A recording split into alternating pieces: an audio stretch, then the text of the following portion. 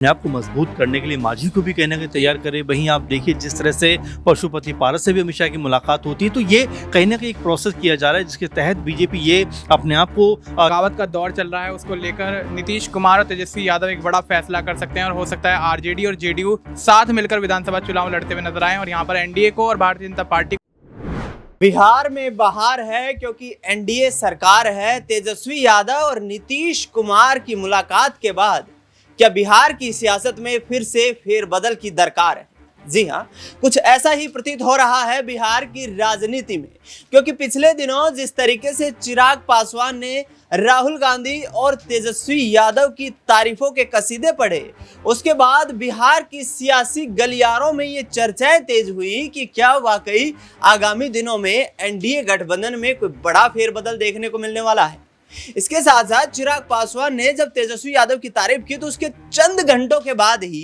केंद्रीय गृह मंत्री अमित शाह के द्वारा उनके चाचा और पूर्व कैबिनेट मंत्री रहे पशुपति पारस को दिल्ली तलब कर लिया जाता है। पशुपति पारस की मुलाकात अमित शाह के साथ होती है और उसके बाद सियासी गलियारों में चर्चाएं तेज हो जाती हैं कि क्या 2019 के बाद चिराग पासवान की पार्टी के साथ जो हश्र हुआ था वो 2024 के लोकसभा चुनाव के बाद एक बार फिर से केंद्र की राजनीति में देखने को मिलने वाला है। क्या चिराग पासवान की पार्टी के सांसद फिर से पशुपति पारस की शरण में जाकर के यहां उनको झटका देने वाले हैं? क्या चिराग पासवान फिर से बिहार की राजनीति में अपने आप को बोना देखते हुए नजर आ रहे हैं? इन तमाम सवालों पर चर्चा करेंगे। चर्चा इस बात की भी रहेगी कि बिहार की राजनीति में क्या नीतीश कुमार और तेजस्वी यादव फिर से एक बार तख्ता पलट करने की तैयारियां कर रहे हैं, क्योंकि बताया जा रहा है पटना तेजस्वी यादव और नीतीश कुमार के बीच मुलाकात हुई है और पटना में हुई इस मुलाकात के बाद बीजेपी कहीं ना कहीं चिंतन मंथन के दौर में दिखाई दे रही है। अमन जी मेरे साथ मौजूद हैं, किस तरीके से देखते हैं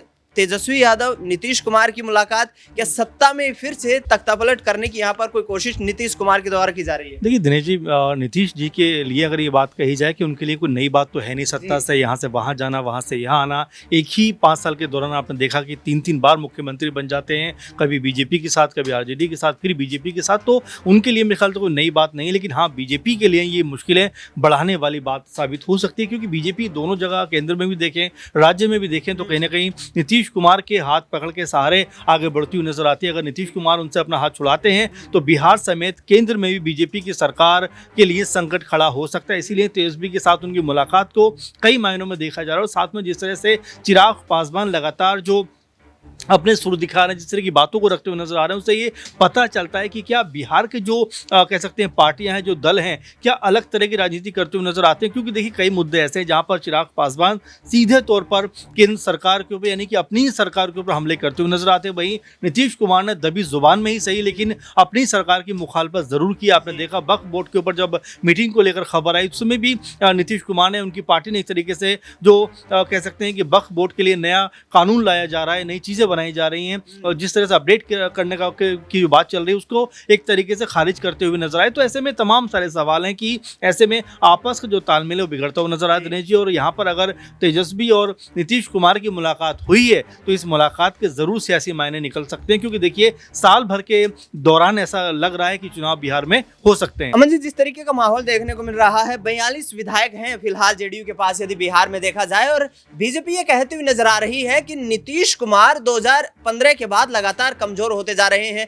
ऐसे में चिराग पासवान को भी साइडलाइन किया जा रहा है। तो क्या बीजेपी अकेले दम पर इतनी सक्षम दिखाई देती है कि अकेले ही बिहार में सरकार बनाई जा सके? देखिए मुझे लगता है दिनेश जी कि बिहार में बीजेपी अपने आप को मजबूत करने के लिए मांझी को भी कहीं ना कहीं तैयार करे। वहीं आप देखिए जिस तरह से पशुपति पारस से भी अमित शाह की मुलाकात होती है, तो ये कहीं ना कहीं एक प्रोसेस किया जा रहा है जिसके तहत बीजेपी ये अपने आप को चाहती है कि अगर नीतीश कुमार और अगर चिराग पासवान उनसे अलग भी होते हैं तो उनके पास में कुछ ऐसे लोग हों जो अंतिम वक्त में उनके साथ खड़े हों। आप देखिए जो मांझी उन्होंने जिस तरह से आरक्षण के ऊपर बात कही हो, या बिहार को विशेष राज्य का दर्जा दिए जाने को लेकर जो केंद्र सरकार की तरफदारी की है, उससे ये साबित होता है कि कहीं ना कहीं बीजेपी ने उनको कोई बड़ा ख्वाब दिखाया। वहीं पशुपति पारस जाते हैं, अमित शाह से मुलाकात करते हैं, बिहार में जो अध्यक्ष हैं बीजेपी के दिलीप जायसवाल, उनसे मुलाकात करते हैं, और इस मुलाकात की सियासी मायने निकल के ये आते हैं कि चिराग पासवान अगर थोड़ा भी साइडलाइन होते हैं तो यहाँ पर पशुपति पारस को बीजेपी अपने साथ फिर दोबारा ले लेगी। आपने देखा भी था 2020 के बाद जिस तरह से पशुपति पारस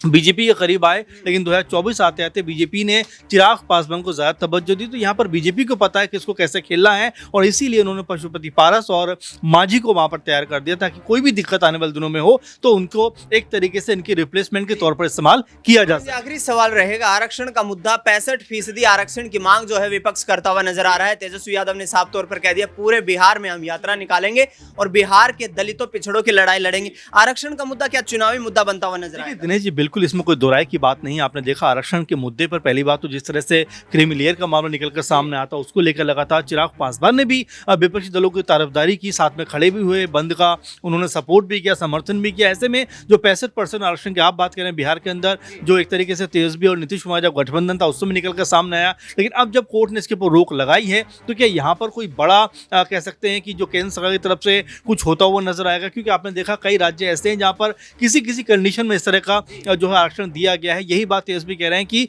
अब नीतीश कुमार को भी इस तरह का फैसला करना चाहिए, राज्य में अपने आप को ताकतवर बनाना चाहिए। वो बीजेपी के इशारों पर काम करें, इसीलिए जो जिन लोगों को रिक्वायरमेंट है, जिन लोगों को ज़रूरत है, उन तक जो आरक्षण पहुंचना चाहिए वो आरक्षण नहीं पहुंच पा रहा। और ये मुद्दा मुझे लगता है वास्तव में कि बिहार की जनता के बीच में जब तेजस्वी यादव लेकर जाएंगे तो कहीं ना कहीं राजनीतिक तौर पर उसका लाभ उनको मिलता हुआ नजर आएगा। विपक्ष यहाँ पर कहीं ना कहीं सरकार को घेरने का प्रयास कर रहा है, लेकिन सरकार के नुमाइंदे, सबसे बड़े नुमाइंदे नीतीश कुमार ही तख्ता पलट करने की तैयारी में दिखाई दे रहे हैं। मनीष मेरे साथ मौजूद है। मनीष, जिस तरीके का माहौल बिहार में देखने को मिल रहा है, तेजस्वी यादव और नीतीश कुमार यदि एक साथ आते हैं यहाँ पर विधानसभा चुनाव से पहले, तो फिर क्या बीजेपी पूर्णतः से बिहार की राजनीति से साइडलाइन होती नजर आएगी? जी बिल्कुल दिनेश, जिस तरीके से हाल ही में नीतीश कुमार और तेजस्वी यादव की मुलाकात होती है तो उससे यही सियासी मायने निकालते हुए यहाँ पर तमाम राजनीतिक पार्टियां नजर आ रही हैं कि अब कहीं ना कहीं एनडीए में जो कहीं ना कहीं जो बगावत का दौर चल रहा है उसको लेकर नीतीश कुमार और तेजस्वी यादव एक बड़ा फैसला कर सकते हैं और हो सकता है आरजेडी और जेडीयू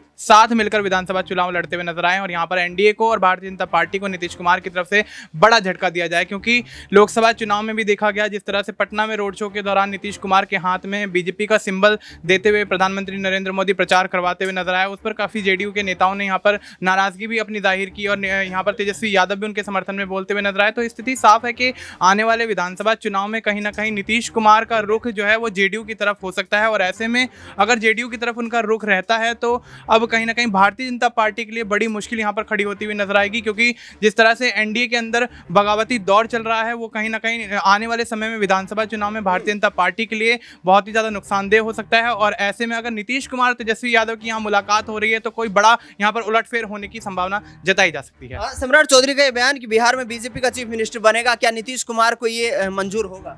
जी बिल्कुल, देखिए सम्राट चौधरी लंबे अरसे से नीतीश कुमार के खिलाफ बयानबाजी करते हुए नजर आ रहे हैं, खुद को भी यहाँ पर कहीं ना कहीं सीएम पद के दावेदार के तौर पर देखते हुए नजर आ रहे थे और ऐसे में जब भारतीय जनता पार्टी ने उन्हें समझाया बुझाया तो कहीं ना कहीं थोड़ा बहुत शांत होते हुए नजर आए। लेकिन अगर इस तरीके से सम्राट चौधरी दोबारा बयानबाजी कर रहे हैं तो बेशक यहाँ पर कोई बड़ा उलटफेर होता हुआ नजर आएगा और यहाँ पर हो सकता है कि भारतीय जनता पार्टी सीएम पद के चेहरे के तौर पर अपनी पार्टी से किसी चेहरे को यहाँ पर चुनावी मैदान में उतारती हुई नजर आए। सम्राट चौधरी को बिहार प्रदेश से अध्यक्ष के पद से हटाया जाना और उसके बाद दिलीप जायसवाल को प्रदेश अध्यक्ष बना देना, इससे साफ संकेत है कि बिहार में बीजेपी कोई भी बड़ा रिस्क नहीं लेना चाहती है, क्योंकि सम्राट चौधरी लगातार अपने बयानों के चलते सुर्खियों में रहते हैं और ऐसे में भारतीय जनता पार्टी नहीं चाहती कि कोई वो ऐसा विवादित बयान दे जिसके चलते सहयोगी दल नाराज होते नजर आए या फिर बीजेपी को इसका खामियाजा भुगतना पड़े। लिहाजा 2025 में बिहार में विधानसभा के चुनाव होने वाले हैं। नीतीश कुमार की राजनीतिक फितरत को कोई नहीं जानता है और जानते भी हैं तो उनकी छवि इस प्रकार की है कि सत्ता का तख्तापलट करने के लिए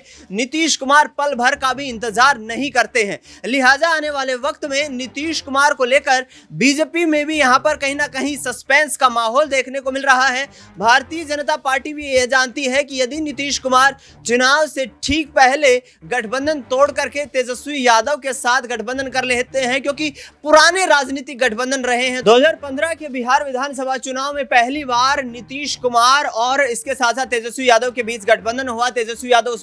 उस वक्त पहली बार डिप्टी चीफ मिनिस्टर बने और उसके बाद से लगातार दोनों के बीच एक जबरदस्त जुगलबंदी देखने को मिलती रही है। हालांकि सत्ता का तख्तापलट भी कई बार हुआ है, लेकिन अब 2024 के आते आते कहीं ना कहीं ये सियासी सरगर्मियां फिर तेज हो रही हैं कि विधानसभा चुनाव से पहले 10 साल के बाद एक बार फिर से नीतीश कुमार और तेजस्वी यादव की पार्टी यानी कि आरजेडी एक साथ बिहार में विधानसभा चुनाव लड़ते हुए नजर आ सकते हैं। इस तख्तापलट को लेकर के आपका क्या यहाँ पर सोचना है, क्या आपकी राय प्रतिक्रिया में कमेंट बॉक्स में जरूर बताएं। फिलहाल न्यूज रूम से इस खास कार्यक्रम में इतना ही। देश दुनिया की तमाम बड़ी खबरों के लिए आप देखते रहिए SPN 9 न्यूज।